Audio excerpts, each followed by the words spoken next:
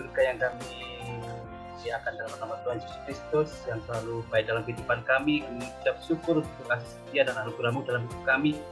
Sampai pada kesempatan hari ini kami semua dalam kondisi yang baik dan kami semua dalam kondisi yang sehat dan luar biasa untuk kami bisa Kau berikan kesempatan sekali lagi belajar kepada materi Om Suwadi melalui Meaningful Life pada malam hari ini ya Bapak.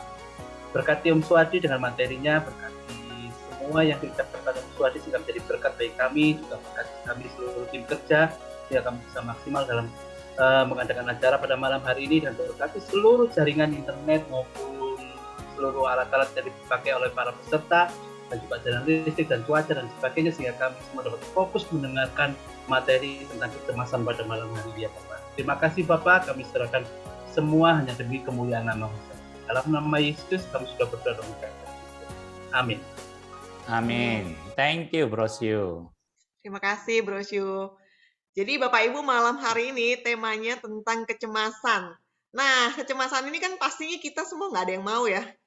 Nggak ada yang pengen, aku pengen cemas, nggak ada. Kalau tanyain, kalau bisa saya nggak mau cemas gitu ya.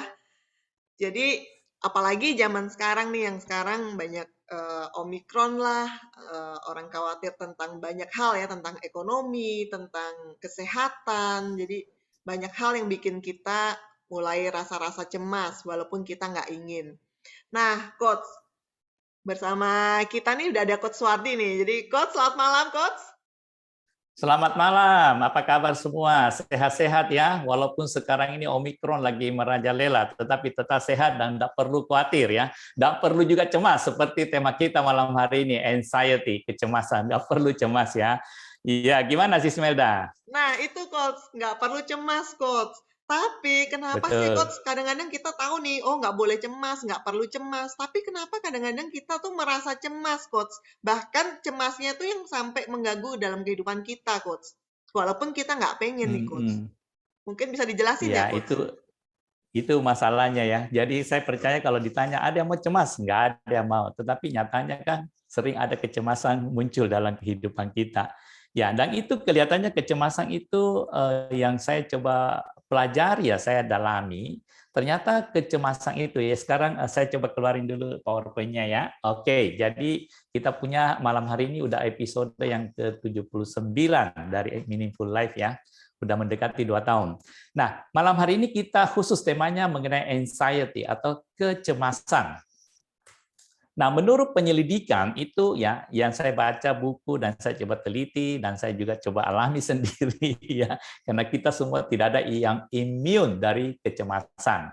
Jadi sebenarnya gini, rasa cemas itu hal yang biasa. Kita harus tangkap dulu, ini hal yang biasa. Dan semua orang bisa ya, jadi semua orang bisa mengalaminya. Tidak ada yang imun. Nah, cuma mungkin tingkatannya yang berbeda-beda. Nah, selain ini hal biasa, semua orang bisa mengalaminya, apalagi datanya itu dari pikiran. Ya, pasti ngerti semua ya, pasti dari pikiran, karena itu diolah di dalam pikiran. Nah, dia ini hal yang biasa. Nah, kalau kita lihat dari firman Tuhan, dikatakan apa? Di Amsal, saya ambil dulu terjemahan Inggrisnya ini ya, ada dari English Standard Version ya. Anxiety in a man's heart weighs him down. Jadi dikatakan anxiety in man's heart weighs him down ya. But a good word makes him glad. Jadi kecemasan dalam hati itu mematahkan semangat orang. Nah, ini sangat berbahaya sekali. Nah, walaupun kecemasan itu hal yang biasa, tetapi ternyata firman Tuhan mengingatkan kepada kita bahwa kecemasan dalam hati itu mematahkan semangat orang, yang membuat orang bisa tawar hati, bahkan kalau kita selidiki banyak itu bisa sampai bunuh diri. Nah, kemudian disambung di sini, but a good word makes him glad, ya, tetapi perkataan yang baik menggembirakan dia.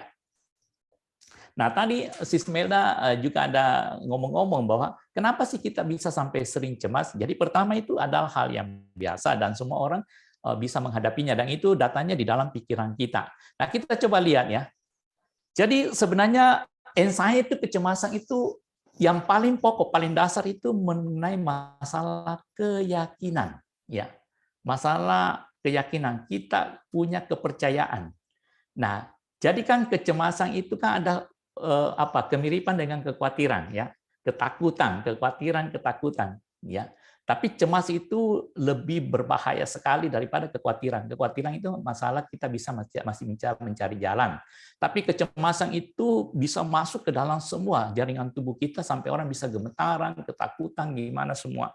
Nah, itu masalah keyakinan. Jadi kalau kita tidak punya keyakinan yang kokoh, nah tentu kita sebagai orang yang percaya, kita harus punya keyakinan yang kokoh kepada Tuhan. Tapi sehilangnya keyakinan itu membuat kita cemas, karena kita akan olah dalam pikiran. Jadi itu pertama masalah keyakinan. Yang kedua, itu pengaruh dari keluarga. Nah, saya coba teliti dan saya baca buku-buku, ternyata itu banyak, ternyata kejadiannya itu karena dari orang tuanya. Ya, jadi orang tuanya itu sudah terbiasa di rumah ada apa-apa, kelihatan cemas. Dari perkataannya, dari tingkah lakunya, ayahnya begitu, ibunya begitu, itu anak-anak otomatis itu merekam. Yang kita udah pernah ada diskusi-diskusi bagaimana alam bawah sadar kita merekam. Jadi ini pengaruh keluarga. Jadi bapak-bapak, ibu-ibu yang ada hari ini, kalaupun ada cemas, ya jangan terlalu diperlihatkan bagaimana mengatasi. Nanti kita akan bicara mengenai mengatasinya. Jadi pengaruh keluarga ini juga ternyata besar sekali. Apalagi kemampuan, saya kasih tanda kurung gagal ya.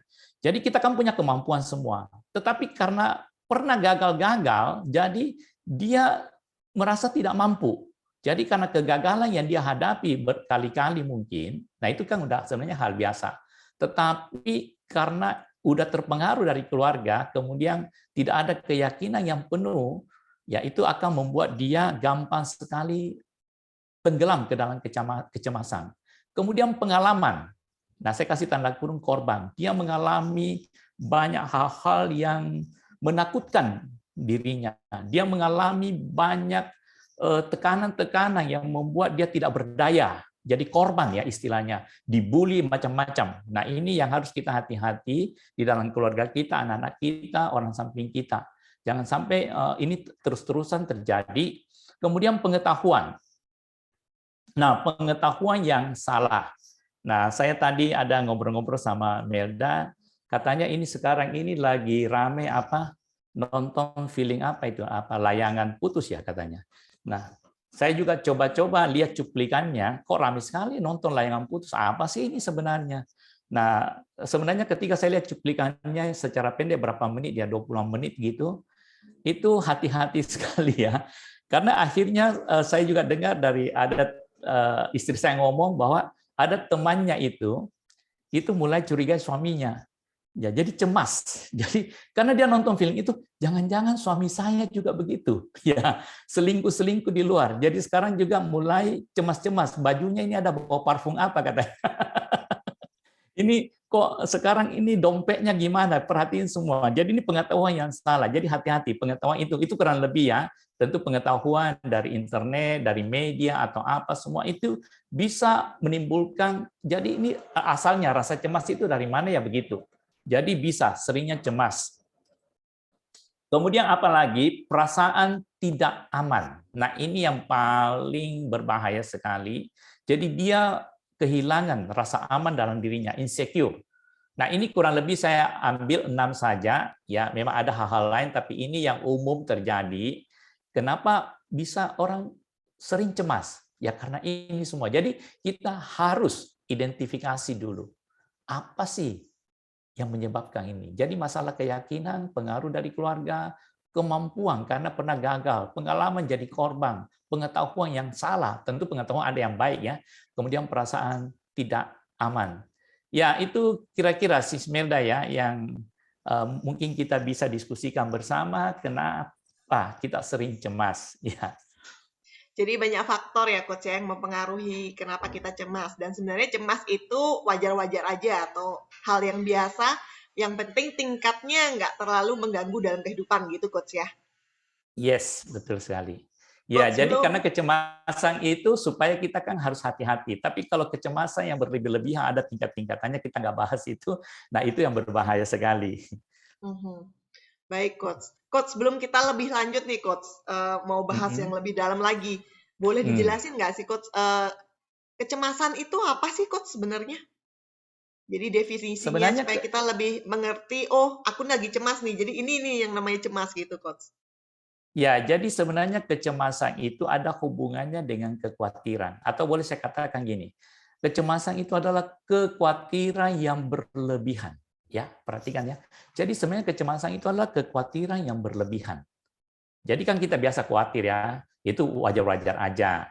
Tetapi kalau udah berlebihan, kemudian diolah lagi di dalam pikiran kita, dibayang-bayangkan, dilebih-lebihkan, diwawahkan, nah itu bisa berubah menjadi kecemasan.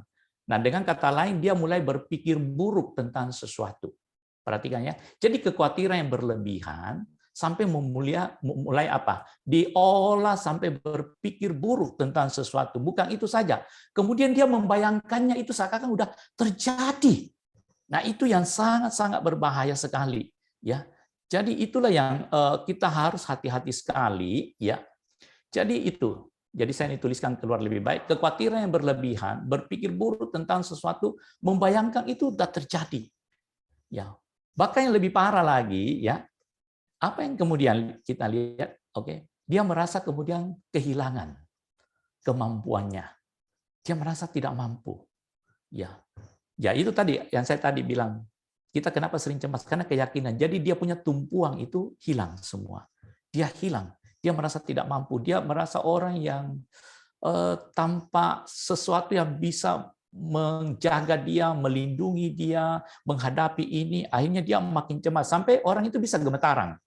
Ya, gemetaran bahkan apa ya, jantungnya tuh berdebar kencang, kemudian bisa keringat dingin, macam-macam. Itu nanti bagian kedokteran, itu saya tidak bahas ke sana ya. Artinya dia bisa mengganggu kita punya fisik ya. Kemudian apalagi kalau seperti dikejar waktu, lagi dikejar waktu gitu loh. Jadi seperti ada deadline dalam hidupnya. Ini harus cepat, ini harus cepat. Ya. Nah, biasanya juga itu sama ketika di dalam kantor ada pekerjaan yang deadline-nya itu juga bisa menimbulkan kecemasan.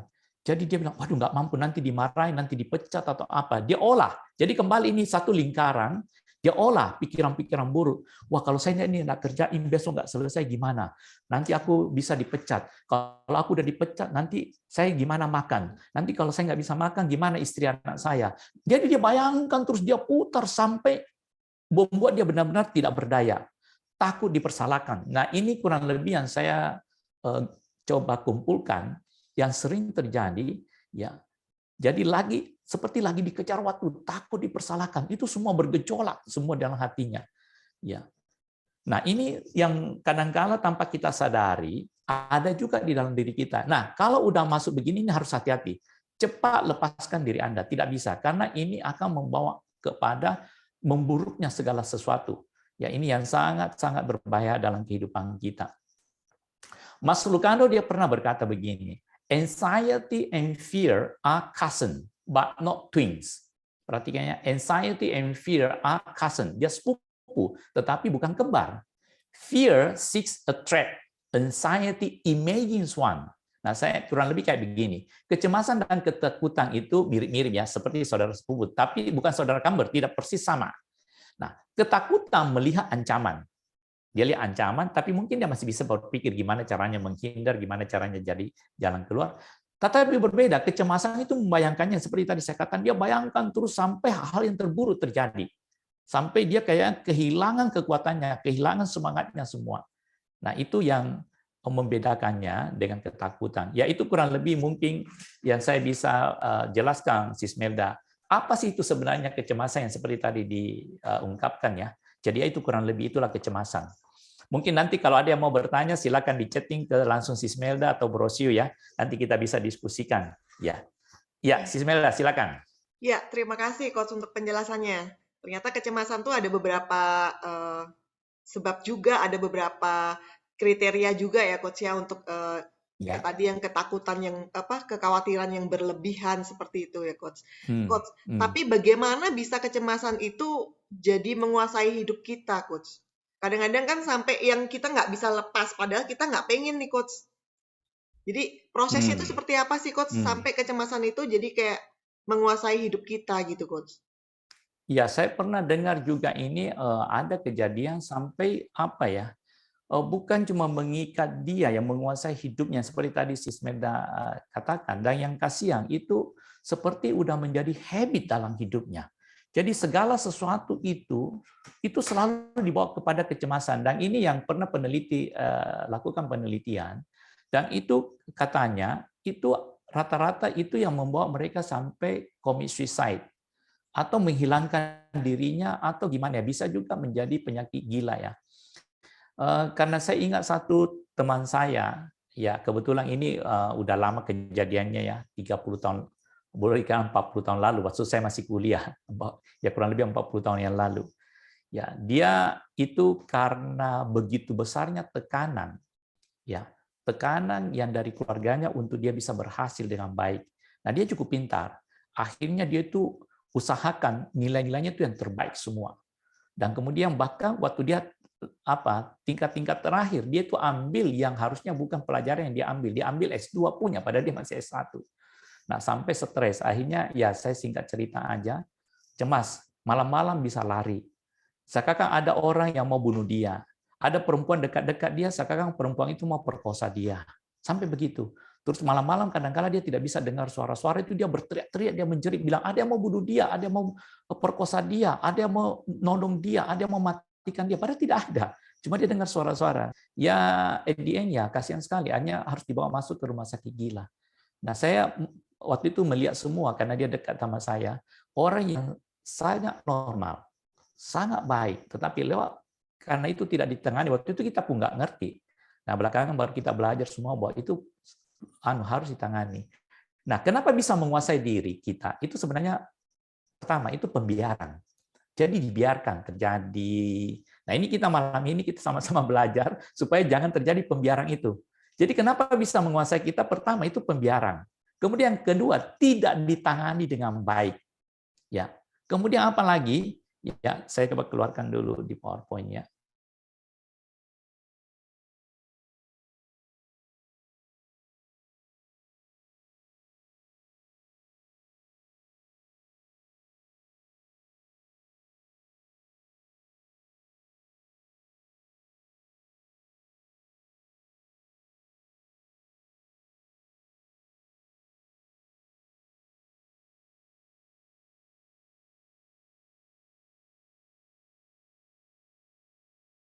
Dengan baik, tapi begitu keluar, ya karena tidak ada juga konselor-konselor Kristiani atau apa, jadi pakai obat-obatan aja, tidur tenang, tidak pernah diajak bicara, tidak pernah dibuka hatinya, pikirannya, diobatin aja sampai tenang, balik kira-kira 1-2 bulan ada masalah, begitu lagi, kembali lagi, jadi bolak-balik begitu. Saya lihat itu sampai kita selesai tamat itu dalam 1 tahun bolak-balik ada 2 kali, 3 kali masuk. Nah, ini yang sangat berbahaya. Itu mungkin yang saya bisa sharekan malam hari ini kepada kita semua mengenai kecemasan yang Sis Melda. Kenapa dia bisa menguasai hidup kita? Yaitu kurang lebih yang simple aja ya kurang lebih apa yang terjadi yang saya coba sharekan kepada kita semua. Berarti dari hal-hal yang kecil-kecil seperti pembiaran-pembiaran itu kalau kita biarkan itu bahaya sekali ya, Coach ya. Itu ternyata bukan sesuatu yang sepele ya. Kadang kita anggap, oh nggak apa-apa, biarin. Ternyata kalau ditumpuk-tumpuk juga bisa jadi kecemasan yang lebih meningkat dan membahayakan ya, Coach. Iya, dan kelihatan ketika saya, ya kebetulan saya selalu bilang, karena saya senang konseling ya, karena saya memang belajar di bidang itu semua, dan saya dapati kadangkala mereka itu tidak sadar.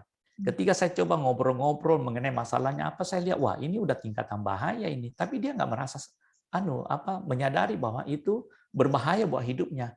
Bahkan dia anggap itu wajar-wajar aja, lumrah. Dan ini saya kasih tanda kutip ya, dia menikmati. Ini berbahaya sekali.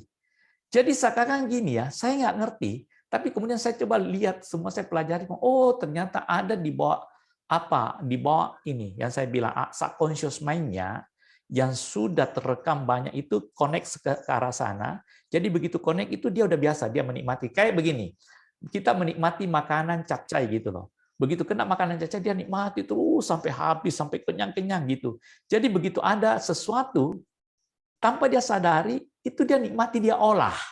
Dia olah masuk. Jadi katakan gini, ada sayur-sayuran banyak, ini udah biasa bikin capcay, oh ini sayur, dia langsung olah jadi capcay. Ya nggak salah sih kalau makanan. Tapi ini juga gitu, ada masalah-masalah yang masuk, dia tidak mencari jalan keluarnya, nanganinya gimana, stop atau gimana, cari jalan keluarnya, selesaikan. ya ini tidak boleh ganggu hatinya apa, tapi dia biarkan. Jadi dia olah di dalam pikirannya, perasaannya, hati, dan dia nikmati. Nah, kemudian nanti dia mengeluh kepada orang, aku gini, dia memperlihatkan. Jadi dia minta belas kasihan dari orang. Nah, ada yang begini yang saya dapati. Ya, dan itu juga tidak sedikit. Dan menurut data di Amerika, ya, saya baru lihat ya, yang betul-betul ditangani secara serius itu ternyata ada 18, sekian persen penduduk Amerika itu perlu penanganan. Dan menurut mereka data tidak resmi, lebih dari 30% itu rata-rata udah masuk ke dalam kecemasan, tapi tidak berbahaya sekali. Dan umumnya memang begitu. Dan Indonesia saya coba lihat waktu masuk COVID ya, tahun 2020, datanya sih tidak komplit, cuma dia bilang bertambah 6,8% waktu COVID 2020 sampai akhir dibilang. Dan yang ditangani ya, jadi mereka lihat yang ditangani, ya berarti yang lapor, yang masuk ke rumah sakit, itu total ada pertambahan 20.000 sekian seluruh Indonesia di tahun 2020. Ya gara-gara kecemasan itu. Nah, ya itu kurang lebih Sismelda ya. Jadi mengenai kenapa sampai itu semua terjadi. Coach, yang selanjutnya nih Coach. Jadi akibatnya apa nih Coach kalau kita sering cemas, Coach? Tadi kan berbahaya. Akibatnya apa aja, Coach?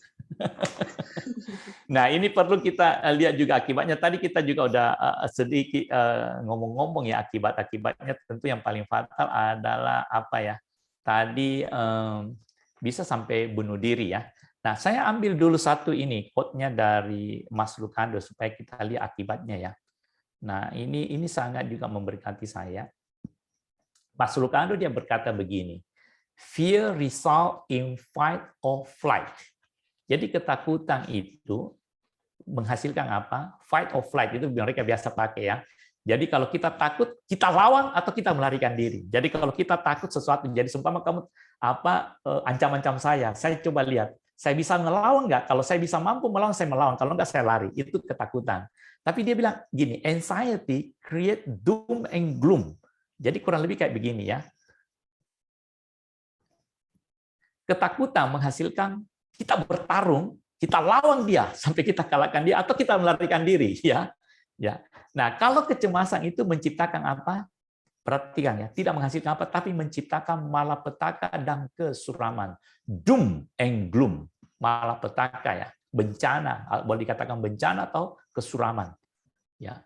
Jadi dari apa yang disampaikan Mas Lucado ini mengingatkan kepada kita hati-hati. Ya. Kecemasan itu menciptakan bencana atau dengan kata lain malapetaka, doom and gloom, dan kesuraman. Nah, kita lihat akibatnya ya. Ini saya coba secara sederhana supaya kita bisa lebih pahami malam hari ini. Akibatnya sih apa? Nah, akibatnya itu apa? Ini yang paling sering terjadi, pasti. Dan ini otomatis, dan umumnya boleh dikatakan 90 sekian persen itu pasti gangguan tidur. Tidurnya tidak bagus. Pasti sering terbangun dan sulit tidur. Ya, sulit istirahat juga dengan baik. Itu kecemasan.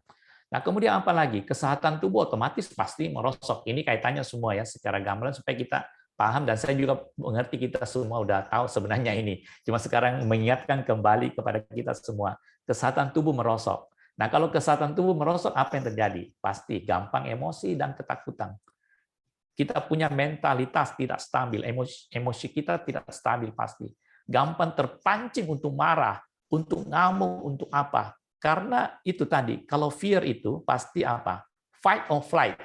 Ya, jadi supaya dia tidak ditekan lagi, dia akan melawan kalau dia bisa. Kalau enggak ya dia melarikan diri atau dia diam aja, atau ketakutan, gampang emosi dan ketakutan. Nah, kalau kesehatan tubuh kita merosot seperti kondisi saat ini, apa ini Omikron ya, COVID, pasti imunnya turun juga. Ya, pasti. Itu udah jelas. Kemudian ini juga hati-hati sekali, kita punya kemampuan berpikir secara sehat, secara akali, ya, secara baik itu hilang. Jadi yang masuk itu pasti kekalutan, karena kecemasan itu mengikut. Karena kecemasan itu kan bekerjanya di dalam pikiran, udah pasti ya, kita udah tahu semua, dan itu mengganggu mental, emosi tubuh semua. Jadi pasti kemampuan berpikir sehatnya hilang. Apalagi yang terjadi? Ya pasti ini akan mengikut otomatis, mudah stres dan depresi.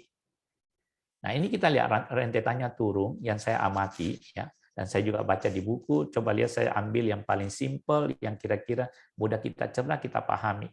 Mudah stres dan depresi. Kemudian ini yang sebagai orang Kristiani saya mau ingatkan, terjadinya kekeringan rohani. Ini yang paling berbahaya juga. Jadi bukan kita kehilangan kesehatan. Kita punya hubungan sesama pasti dengan keluarga, karena gampang emosi kan, dengan teman apa semua. Dan kita pasti mudah stres depresi. Dan yang paling berbahaya ini terjadinya kekeringan rohani. Kenapa? Ya saya coba amati, pasti Anda sulit berdoa. Kalau Anda masih bisa berdoa, pasti cemas itu Anda bisa atasi, minimal Anda bisa atasi. Begitu cemas menguasai Anda tidak mungkin bisa konsentrasi berdoa dengan hatimu yang terdalam, nggak, sulit.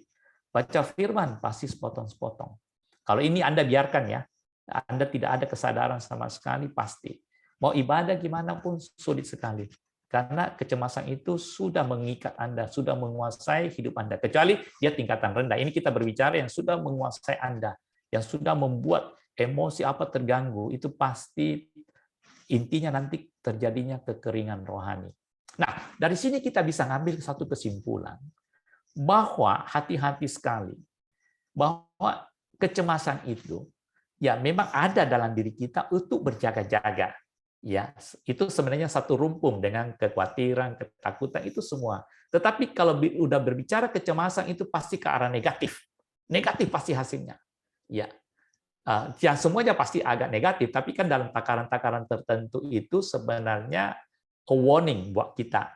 Ya khawatir ya kita warning, kemudian kita mulai berpikir cara jalan keluarnya, kita harus hati-hati gini. Berarti kita harus persiapkan ini itu. Ya, ketakutan berarti ada sesuatu yang mengancam saya, berarti saya harus mulai belajar defense atau bagaimana menghindari atau bagaimana menghadapinya segala macam. Tetapi kecemasan itu beda, itu udah masuk ke dalam. Itu udah Anda kelola sendiri, membiarkan kelola. Nah ini kita harus ingatkan, Alkitab juga mengingatkan kepada kita, berbahaya sekali, karena itu akan ditunggangi oleh kuasa kegelapan. Karena intinya apa? Supaya Anda jatuh, supaya Anda hancur. Itu intinya. Jadi terjadinya kekeringan rohani ini akan membuat Anda lebih parah lagi. Akhirnya Anda meninggalkan Tuhan, jatuh ke dalam dosa. Dan kemudian ya ini yang terjadi biasanya. Karena sudah tidak bisa mengatasi, ya udah, pasrah aja. Lebih baik gua tinggalkan dunia ini. Untuk apa lagi ini? Tidak ada tempat bersandar apapun, tidak ada. Dia merasa sendirian, udah no hope, udah hilang semuanya, dan secara emosional itu pasrah, melepaskan diri lah secara total semua. Sudah tidak ada kemampuan apa-apa. Nah, di firman Tuhan mengingatkan kepada kita ya. Lukas 21 ayat 26 dikatakan begini. Orang akan mati ketakutan. Perhatikan kata itu, mati ketakutan karena kecemasan. Ya. Ya, yang di belakang ini saya tidak terlalu karena intinya itu ada hubungannya dengan akhir zaman atau apa. Berhubung dengan segala apa yang menimpa bumi ini, sebab kuasa-kuasa langit akan goncang. Nah, tapi inti dari firman Tuhan ini yang ingatkan kepada kita bahwa kecemasan itu akan membuat orang mati ketakutan. Jadi berhubung dengan, kalau bisa saya ganti juga di belakangnya ini, berhubung dengan apa yang akan menimpamu, apa yang akan terjadi dalam hidupmu, yang kamu olah dalam kepalamu, kemungkinan saya bisa begini, kemungkinan saya akan kehilangan ini, kemungkinan saya akan dipermalukan, kemungkinan saya akan dimaki, kemungkinan saya akan dipenjarakan, kemungkinan akan saya digimanain, mungkin hilang ini, hilang itu semua. Ketakutan karena kecemasan. Ya, jadi berhubung dengan apa? Segala sesuatu yang akan menimpa kamu. Kamu bayangkan semua. Ini juga sama sebenarnya. Kalau akhir zaman kan, kita bayangkan bumi ini goncang, semua langit goncang. Ya. Nah, firman Tuhan ini mengingatkan, kamu akan mati ketakutan karena kecemasan. Ya. Jadi kecemasan itu sangat-sangat berbahaya kalau kita biarkan begitu saja. Ya. Jadi itu, Sis Merda, jadi akibat-akibatnya yang sangat berbahaya sekali. Mudah-mudahan ini bisa menolong kita supaya hati-hati sekali di bidang ini. Jadi kalau udah ada akibat-akibat yang di atas-atas tadi udah harus aware ya Coach ya. Jangan sampai yang paling bawah itu udah bahaya banget ya. Wah, betul yang sekali. Yang 2 dari bawah aja udah bahaya tuh Coach. Ya itulah kadang-kala orang kalau tidak diperlihatkan sebenarnya tahu juga, karena kita biasa kan lihat kenapa sampai gitu ya. Ya, karena kadang-kala ada juga karena media sosial kan, dibully, dia merasa cemas. Sebenarnya dia tuh dibully, hilang kecemasan dia. Takut nanti ketenarannya jatuh, nama baiknya rusak, nanti gimana dia harus menghadapi publik, bagaimana dia menjelaskan ini, nanti dibully lagi. Jadi dia cemas, dia olah terus. Kan kita lihat beberapa bintang film itu, khususnya bintang film Korea kalau nggak salah ada 2-3 itu kan karena medsos ya. Bunuh diri kalau nggak salah. Ya, karena dia nggak tahan yaitu komentar-komentar dari medsos. Ya itulah bahayanya. Mungkin itu yang bisa menolong kita semua ya. Terima kasih, Coach. Dan ini sudah ada beberapa pertanyaan, Coach, yang masuk, Coach. Dan 2 di antaranya ini sudah menanyakan, Coach, bagaimana cara mengatasinya, Coach? Wah. Langsung mau mengatasinya ya. Ya, memang kita kan selalu mau cari obatnya ya, mengatasinya ya. Wah, udah sampai ada 2 teman yang bertanya. Saya percaya juga banyak teman mungkin yang bertanya yang sama ya. Nah, bagaimana cara mengatasinya? Ini tentu yang paling penting daripada malam hari ini kita belajar mengenai anxiety, kecemasan ya. Nah, kita udah tahu semua ya dari tadi kita sama-sama belajar kenapa kita bisa merasa sering cemas.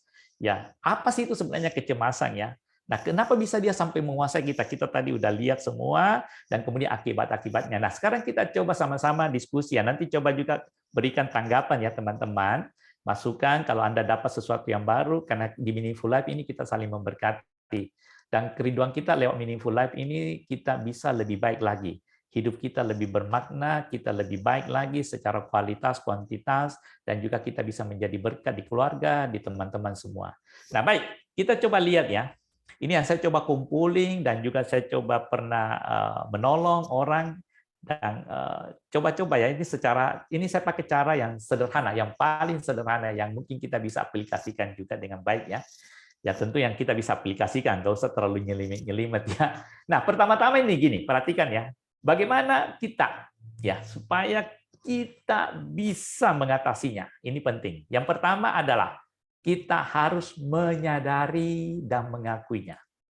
Ini jalan yang paling utama. Karena gini, orang yang mau ditolong kalau dia tidak sadar, dia nggak menyadarinya, percuma nggak bisa. Dia merasa itu biasa aja. Padahal kita udah melihat ini berbahaya nih kalau dia terus-terusan bisa merusak tubuhnya, meningkat lagi terus nanti bisa stres, depresi, bunuh diri. Mundur dari Tuhan, bunuh diri. Ya. Nah, pertama kita harus bagaimana menolong dia. Nah, kalau kita pribadi, nah malam hari ini kita semua yang ikut, coba kita cek diri kita. Nah, kita harus pertama-tama menyadari dan mengakuinya. Ya, itu yang penting sekali. Kemudian apa? Kita harus cari teman untuk berbagi. Ini penting. Jadi Anda harus cari teman untuk berbagi. Bagaimana apa? Jadi kalau kamu belum sadari mengakuinya, pasti kan tidak akan cari teman berbagi. Jadi penting sekali kita untuk cari teman berbagi. Supaya itu kenapa? Karena gini, sesuatu yang kamu pendam, apalagi yang tidak baik, itu akan berkembang terus, menjadi bau busuk yang merusak tubuhmu. Nah, itu mencari teman, itu berbagi, akhirnya kita keluarkan semuanya. Ya, jadi tempat pelemparan, bukan kita bilang lemparkan ke teman-teman, tentu dengar atau apa, ya supaya dia bisa melonggarkan kita sedikit ya. Jadi cari teman untuk berbagi, ini penting sekali. Perhatikan sekali lagi kalau bisa dihafal ya, kita harus sadar dan mengakuinya. Iya, kayaknya saya punya tingkat kecemasan ini sudah bisa mengganggu saya karena sering saya udah mulai agak sulit tidur. Karena skala saya udah mulai kelola di pikiran saya masuk tingkat 1, tingkat 2, tingkat 3. Wah, ini bahaya sudah. Jadi cari teman untuk berbagi. Nah, kalau memang agak sulit, ya cari hamba Tuhan atau pendeta gimana. Nah, kemudian next-nya apa? Ya, ini secara sederhana aja ya. Perlunya support friend. Ya, jadi kita perlu support friend. Jadi bukan teman berbagi aja, ternyata perlu support friend. Nah, ini saya ungkapkan khususnya keluarga-keluarga ya. Jadi tolong ayah ibu untuk anak-anaknya, itu Anda adalah support friend-nya. Selain sebagai ayah, sebagai ibu, sebagai saudara, itu Anda adalah support friend-nya. Jadi begini, jadi kita memang diajarin kan saling mengasihi. Makanya kita perlu tahu bahwa ketika saya ada masalah, siapa yang support saya? Iya, siapa yang siap ada di samping saya. Istilahnya gini, suka duka pun dia akan di samping saya. Itu support friend. Nah, itu akan menolong banyak sekali kecemasan itu lepas. Karena tadi gini ya, dia punya keyakinan kan goyah. Pertama perhatikan sekali waktu kita pertama-tama tadi ya. Kenapa sih kita sering cemas? Ya karena keyakinannya dia tidak goyah. Dia hilang kepercayaan diri. Dia hilang connect sama Tuhan semua. Dia punya fondasi goyah, tidak ada supporting. Nah, ini perlu diperkuat fondasinya. Jadi sepertinya gini. Ya, jadi nanti kalau kamu nggak bisa, balik aja. Jadi saya ingat dulu waktu saya sekolah keluar ya, mama saya itu biasa ngomong, kalau kamu nggak bisa sekolah, pulang aja. Mama masih bisa kasih kamu biaya hidup semua. Nggak perlu sekolah tinggi-tinggi. Ya, karena waktu itu memang ada keluhan-keluhan karena mengenai bahasa apa segala macam ya. Dan ada juga teman yang kebetulan sekolah ke sana setengah tahun balik, katanya susah sekali bersaing dengan orang lokal sana. Berat sekali ya. Nah, jadi itu. Jadi ketika ada support itu malah kita makin semangat. Saya harus buktikan sesuatu bahwa saya bisa. Ya. Jadi kita udah tahu bahwa kalau ada apa-apa pun ada yang supporting kita. Nah, kita perlu support friend ini yang bisa memberikan jalan keluar, bukan jalan keluar saja, membantu kita. Ya, saya percayalah Anda semua ngerti maksudnya support friend ya. Di keluarga penting, ayah ibu. Jadi kalau anak-anaknya ada apa-apa, jangan takut. Papa, mama di belakangmu. Ya, saudaraku kalau ada apa-apa, saya bantu kamu. Maju terus. Itu sebenarnya dia nggak perlu bantuan. Sebenarnya dia perlu perkataan aja. Akhirnya dia bisa bangkit sendiri kembali ya. Nah, yang keempat ini, tentu ini yang paling penting. Kalau itu udah bisa lebih longgar, mulai kita agak tenang, berdoa. Jadi kalau kita udah bisa menyadari mengakuinya, cari teman untuk berbagi, ya kemudian kita tahu ada yang support saya, ada yang mendukung saya, ada yang pasti tidak mungkin meninggalkan saya. Ada support friend, minimal ada ayah ibu saya, minimal ada kakak saya, ada adik saya, ada teman baik saya, best friend saya yang siap gitu. Nah, kemudian kita mulai bisa berdoa, minta pertolongan Tuhan. Ini penting sekali. Karena kita punya kekuatan, kita tahu hanya dari Tuhan. Berdoa dan minta pertolongan Tuhan.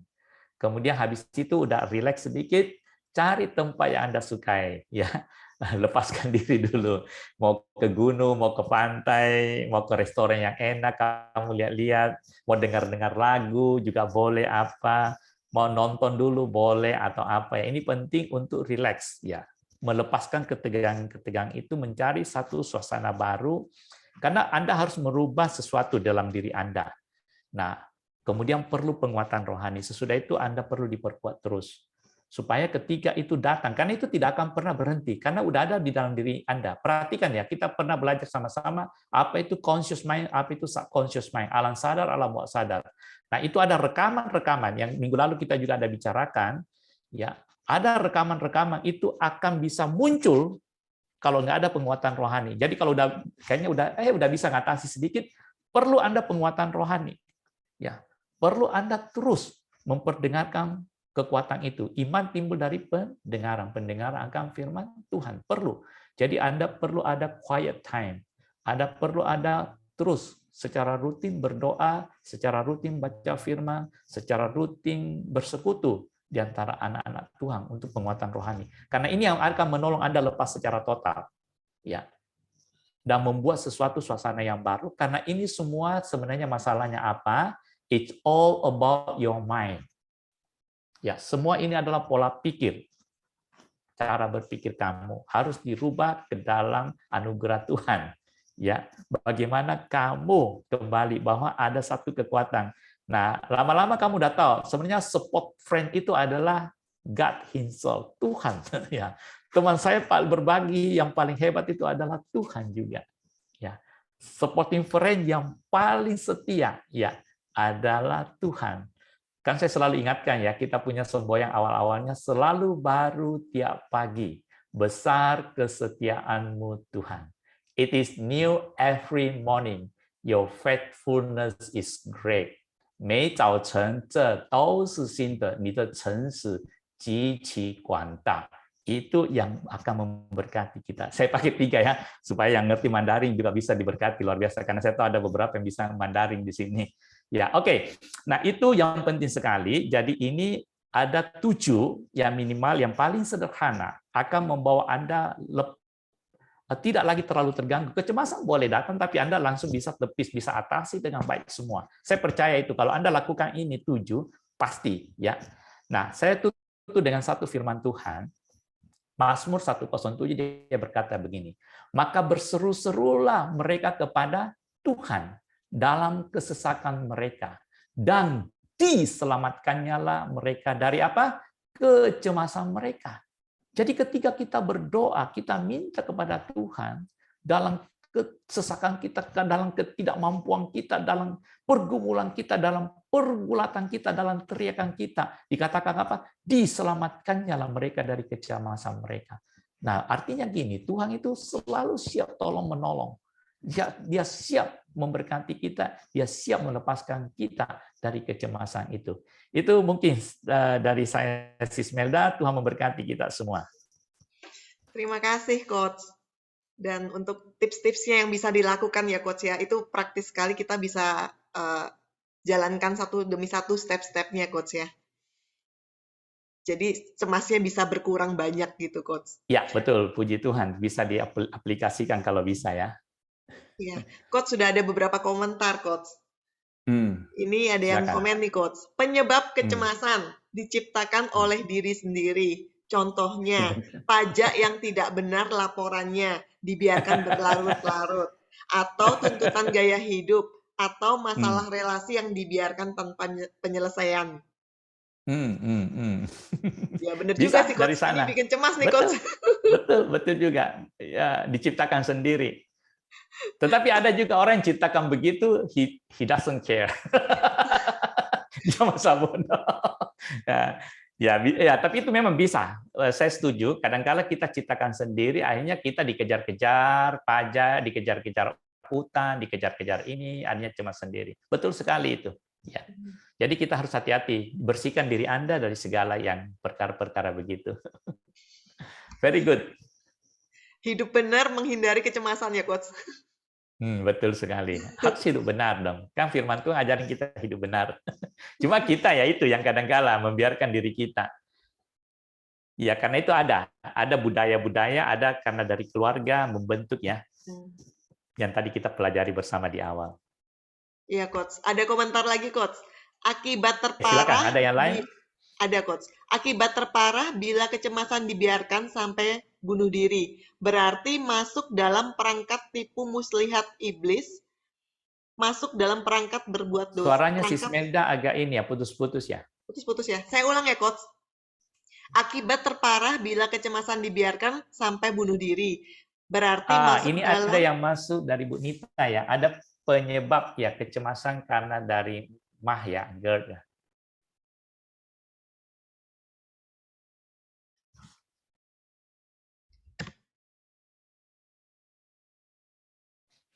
Tolong, Sis Melda. Tadi terputus ya, Coach.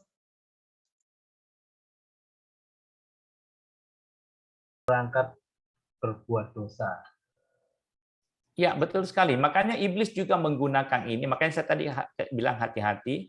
Dia akan menggunakan tingkat kecemasan kita, menyerang diri kita. Intinya dia mau membentuk kamu daripada Tuhan, akhirnya kamu jatuh gitu loh intinya. Ya, Sis Melda udah masuk. Ya, silakan. Iya, Coach. Maaf, Coach, terpental keluar.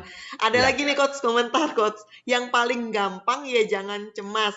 Obatnya cuma satu. Percaya saja, Coach. Paling simpel ya, percaya saja. Amin. Betul sekali. Ada pertanyaan juga nih, Coach. Apa perbedaan pokok dari ketakutan, kekhawatiran, dan kecemasan, Coach? Ya, ini juga sering banyak bertanya. Sebenarnya gini, saya bagi dua aja dulu ya, kekhawatiran dengan kecemasan ya. Kekhawatiran itu cenderung dirasakan di kepala saja ya. Jadi kekhawatiran, oh gini khawatirkan. Nah, sedangkan kecemasan itu bisa sampai ke tubuh. Tentu di pikiran juga, tapi dia akan mengganggu tubuh. Mulai gemetaran apa, jantungnya apa. Bahkan bisa tadi ada yang saya lihat chatting itu bisa sakit mah. Jadi sebenarnya saya balik ya, penyebab sakit mah atau apa itu karena sering cemas. Ya, kekhawatiran yang berlebihan. Jadi boleh dikatakan gini, kekhawatiran yang berlebihan itu bisa menyebabkan kecemasan. Nah, kekhawatiran itu sebenarnya gini. Yang kedua, cenderung dia lebih spesifik, lebih spesifik. Sedangkan kecemasan itu luas. Jadi kalau seumpama kekhawatiran gini, kekhawatiran hari ini takut kena penyakit. Ya itu aja khawatirnya. Jangan-jangan saya kena ya, jangan saya kena COVID, khawatir ya. Kalau saya keluar ini kena COVID enggak ya, khawatir. Nah, kalau kecemasan enggak dia olah. Rasanya saya udah kena gini. Mungkin, waduh, nanti kalau aku kena ini gimana ya? Waduh, aku isolasi itu gimana? Waduh, nanti aku sendirian, terus mau makan apa nanti? Nanti kalau isolasinya terus obat-obatannya gimana? Ya nanti aku kalau enggak diobati bisa mati. Itu dia sangat luas. Dia dia membayangkannya sampai berbahaya. Itu kecemasan. Jadi memang dibilang tadi sepupu, tapi bukan kembar ya. Jadi itu berbahaya sekali. Kemudian yang secara simpel saya bisa jelaskan juga gini. Jadi kekhawatiran itu biasanya hanya berdampak pada pikiran, selesai di pikiran aja. Saya pikirkan gini, gini. Nah, tapi kalau dikelola terus itu akan mempengaruhi mental dan emosimu seperti tadi. Masuk ke dalam tubuhmu, ganggu semua jaringan tubuhmu. Nah, itu udah kecemasan. Bisa susah makan, susah tidur, segala macam, ya. Nah, yang keempat boleh dikatakan gini, kekhawatiran itu kadang-kala kita bisa dengan baik, tenang, masih bisa mencari jalan keluarnya. Kita masih bisa dengan jernih mengetahui permasalahannya itu apa. Ya. Nah, sedangkan kecemasan udah enggak karu-karuan, kayaknya udah sulit ya. Jadi sulit kita selesaikan. Jadi masalah itu kayaknya sudah tidak ada jalan keluar. Bahkan diolah makin rumit, makin seperti benang itu ya, benang utas ya, udah nggak sulit diurai lagi. Jadi bisa tangkap di sana ya. Ya itu kurang lebih mungkin yang saya bisa jelaskan mengenai bedanya dengan kekhawatiran dan ketakutan ya. Dan kekhawatiran itu biasanya lebih realistis daripada kecemasan. Realistis ada nyata, tapi kecemasan itu lebih membayang-bayangkan segala sesuatunya. Nah, kemudian kekhawatiran itu masih bisa dikendalikan. Istilahnya masih bisa kita kendalikan dengan baik, tapi kecemasan udah sulit diatasi. Dia akan berkembang dengan waktu lama. Ya itu kurang lebih mungkin penjelasan saya ya. Yang saya pelajari ya. Iya, saya juga ada teman coach yang nggak bisa tidur berhari-hari karena kepalanya tidak berhenti berpikir. Tapi kalau ketika ditanyain masalahnya apa aja, sebenarnya dia juga bingung masalahnya apa. Berarti itu sudah masuk kecemasan yang sangat mengganggu sekali ya coach ya. Sampai nggak bisa tidur sampai. Iya.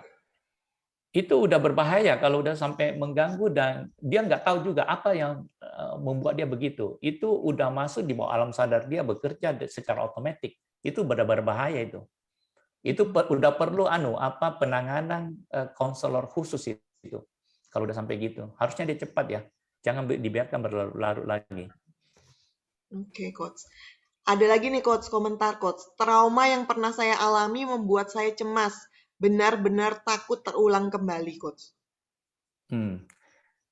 Ya, maksudnya gimana? Jadi cuman komentar aja coach. Jadi dia mengalami trauma, betul. Bahwa trauma yang dialami membuatnya cemas dan benar-benar takut terulang kembali. Ya.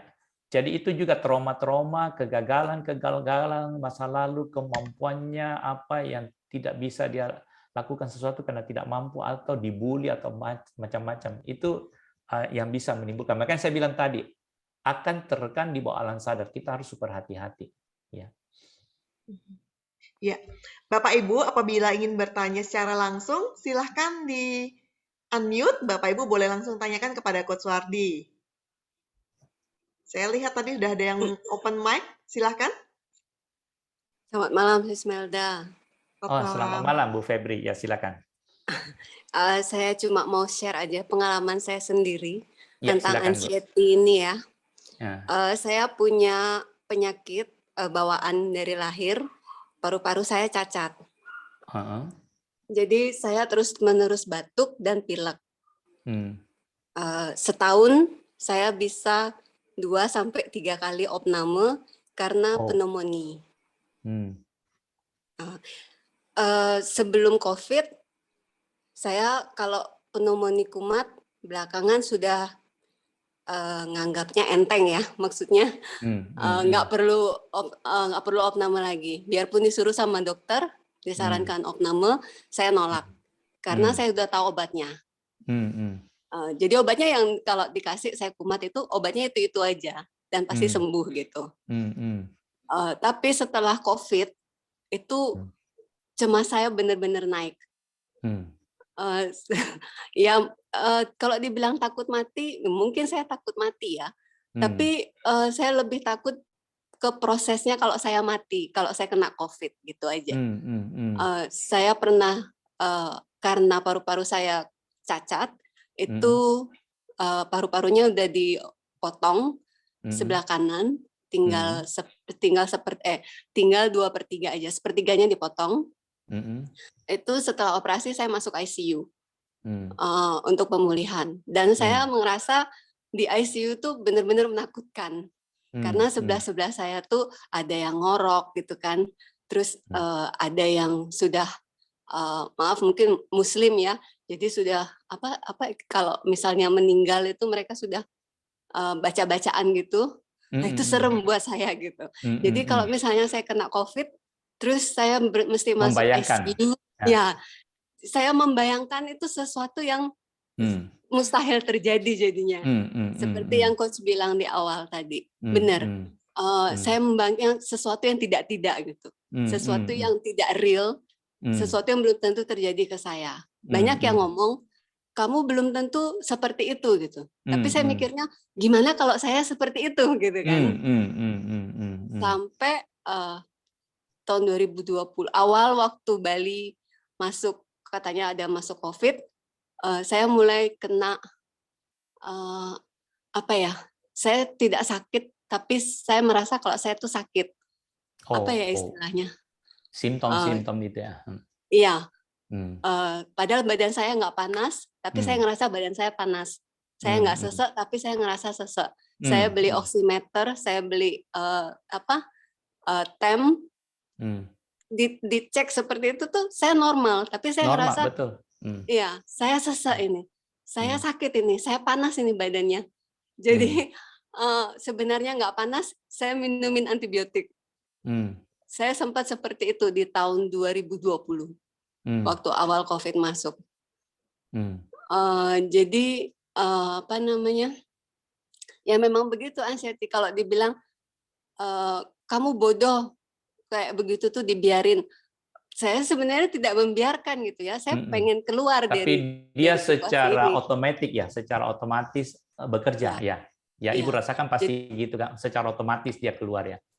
Saya udah merasa takut, merinding dari kaki sampai ke kepala, itu dingin sampai di punggung, itu dingin, tangan saya sampai di ujung-ujungnya tuh, aduh, itu kalau ngebayangin lagi, ya ampun, kok hebat sekali ya anxiety saya dulu tuh sampai rasanya nggak kuat gitu. Sampai akhirnya tahun 2021 suami saya kena COVID. Jadi Bro Siu bilang sama saya selama 2020 ke 2021 itu saya nggak pernah keluar rumah. Saya diam aja di rumah saking takutnya, nggak pernah kemana-mana. Ada barang masuk dari luar saya semprotin disinfektan. Suami saya mau masuk harus cuci tangan dulu, lepas baju di luar, pokoknya harus steril masuk ke rumah. Tapi akhirnya suami saya kena COVID. Jadi Bro Siu bilang ini, kamu 1,5 tahun tidak berani keluar rumah, takut sama COVID. COVID-nya masuk ke rumahmu. Dan saya ngebayangin suami saya kan lebih besar bodinya dari saya ya. COVID itu sebesar suami saya. Saya ngebayangin COVID itu sebesar suami saya masuk ke dalam rumah saya. Wah, saya bilang gini, luar biasa ya. Itu kalau saya nggak kuat, mungkin saya udah pingsan mungkin ya. Tapi nggak tahu kenapa, pas suami saya dinyatakan positif, saya malah langsung pasrah, langsung kecemasan saya tuh langsung turun semua. Sudah, kalau kena COVID saya pasrah. Saya mau dipanggil sekarang silahkan, gitu saya bilang. Tapi ternyata saya negatif. Suami saya aja yang positif masuk di isoter. Jadi gimana ya pengalamannya ini? Saya mungkin harus benar-benar rileks ya menghadapi ini jangan terlalu jangan terlalu dipikirin yang sampai detil-detil, tidak sesuatu yang belum tentu terjadi tuh nggak mungkin gitu loh. Semua teman-teman yang dibilangin sama teman-teman tuh yang mungkin benar juga gitu. Saya ini yang terlalu melebih-lebihkan. Betul sekali, Bu. Jadi ya itu memang udah berbahaya sekali ya, karena kalau saya lihat Ibu harus hati-hati karena itu udah boleh dikatakan secara psikologik itu bisa ada satu perkataan dibilang udah psikomatik ya, psikomatik ya, itu berbahaya. Ya, betul sekali, berbahaya sekali, Bu. Jadi ya seperti tadi saya kasih yang di belakang itu jalan keluarnya. Ya, sekarang ini saya pasti percaya Ibu sudah menyadari, mengakuinya bahwa memang itu ada dalam diri Ibu.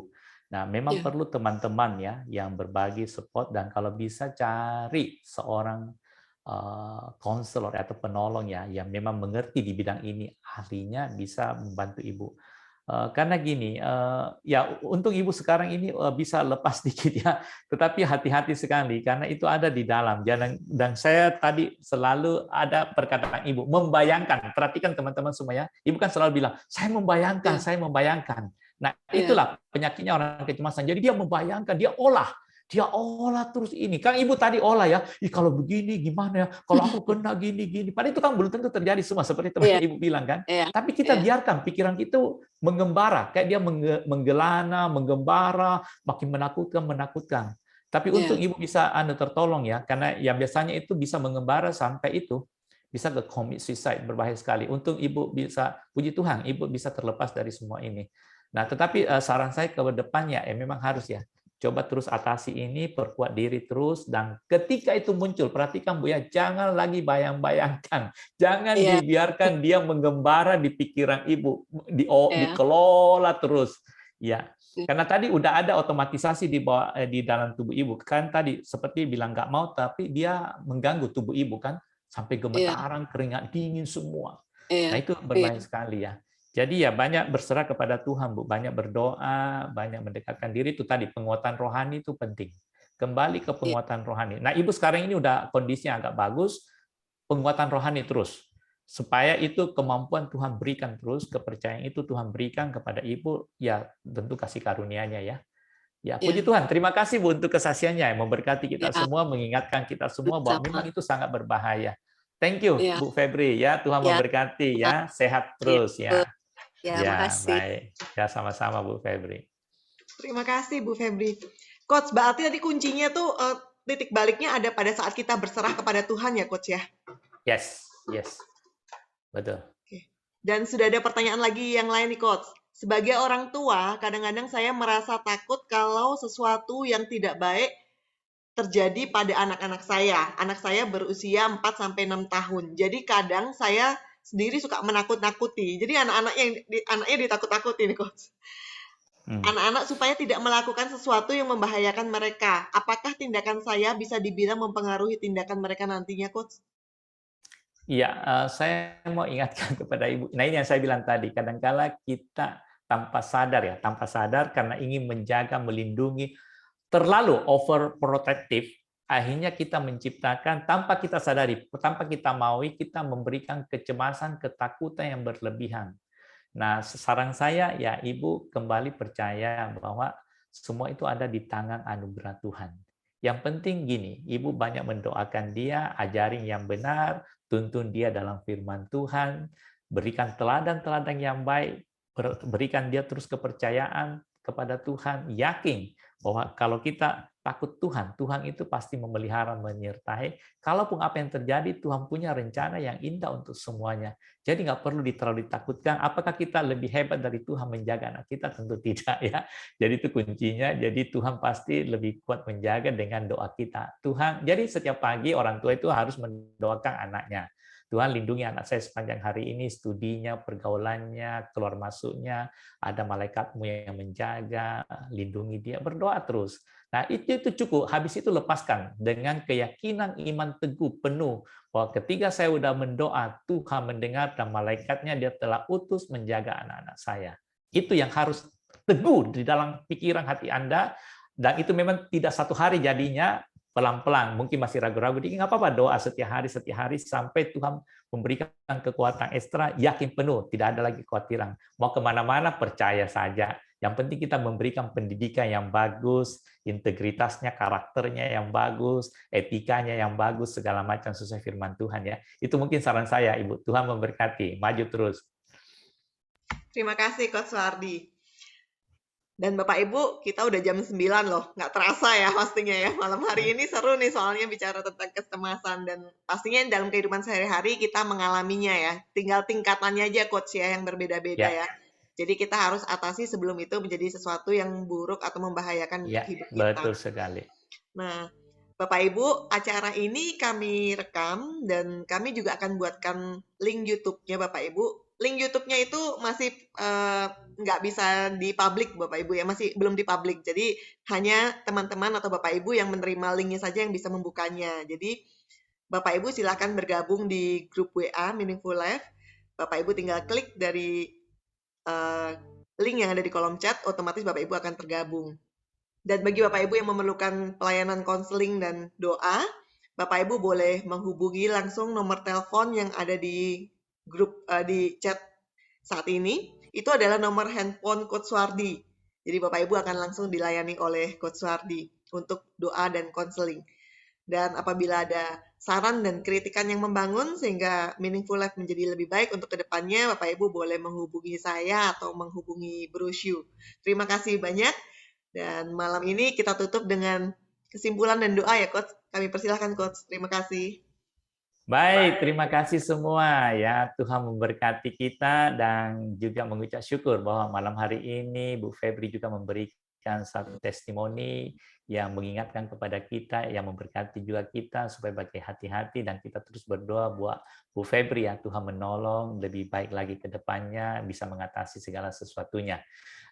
Dan malam hari ini ya kita sebagai orang-orang yang percaya kepada Tuhan, saya itu boleh ada dan memang semua orang bisa mengalaminya, tetapi jangan dibiarkan, perhatikan ya, jangan dibiarkan itu menguasai pikiran hati kita. Dia boleh datang, tetapi kita langsung atasi ya dengan keyakinan iman yang teguh kepada Tuhan. Itu intinya yang paling praktis ya.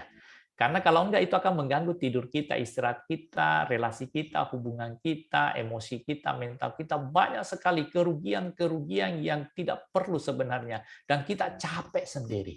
Itu ingat ya, kita capek secara emosi, secara mental, secara pikiran, perasaan, badan kita semua. Dan itu kerugian yang paling besar yang tidak semestinya terjadi. Perhatikan ya, kerugian terbesar yang mestinya tidak perlu terjadi. Dan itu akan mengambil tenaga kita, daya kita banyak sekali. Kerugian-kerugian tidak perlu. Bahkan kalau kita sampai masuk rumah sakit, berapa banyak lagi?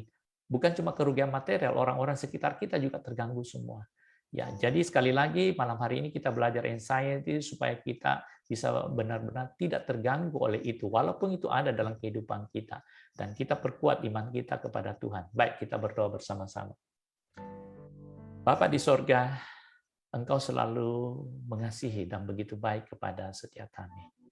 Sehingga malam hari ini Engkau begitu menyayangi kami, memberkati kami, dan berdoa secara khusus buat Bu Febri. Engkau terus memberikan dia hikmat, kekuatan, anugerah, sehingga kecemasan tidak lagi mengganggu hidupnya, dan dia boleh menjadi pemenang, memberkati banyak orang. Lewat apa yang dia alami, dia bisa menolong orang-orang lain.